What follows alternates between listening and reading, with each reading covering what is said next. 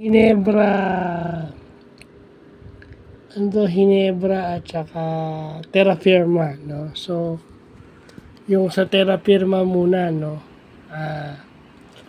Nag-decline yung laro nito, no? Nag-decline because hindi, parang nawala yung laro nila dahil nagsunod yung talo.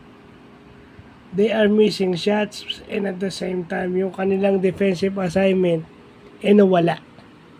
No, yung si Ali na import nila na umiscore ng 50 at maganda ang nilalaro, ngayon hindi na makapuntos ng maayos. No, parang nawala yung kumpiyansa sa laro niya, yeah? So, bakit kaya, no? Yun yung mahirap doon pag natatalo ka kasi. Pag natatalo ka, nakakawala ng kumpiyansa. But definitely, ang problem nitong terra firma is just defense. No? And ito yung game na maganda yung shooting ng Ginebra. The only thing na ipo-point out ko, lamang na yung Ginebra ng malaki, di ba? Pero bakit kailangan pang ibalik si Holt, si Scottie, tsaka si RJ Abarientos? Di ba? Kasi bumaba yung lamang nila by the single-handedly by Jerick Amisi. So again, another criticism of Tim Cone is, gumamit ka ng bench.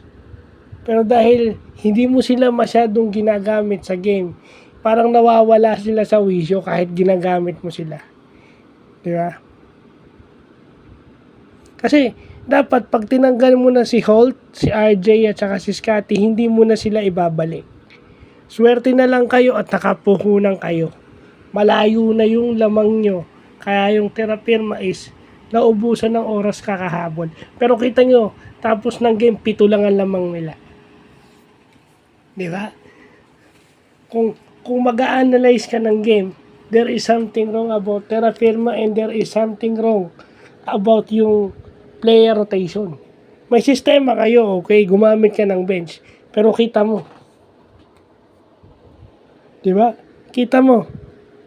Ba't kailangan mong ibalik yung starters mo na nagpapahinga na dapat? Kasi yung quality ng game bumababa. Even si Scottie. Alam mong ginagamit mo si Scottie ng matagal. Talagang heavy yung gamit mo kay Scottie dahil starter. Si RJ, ganun din. Di ba? So kung mag-a-analyze ka ng game, yun ang titignan mo.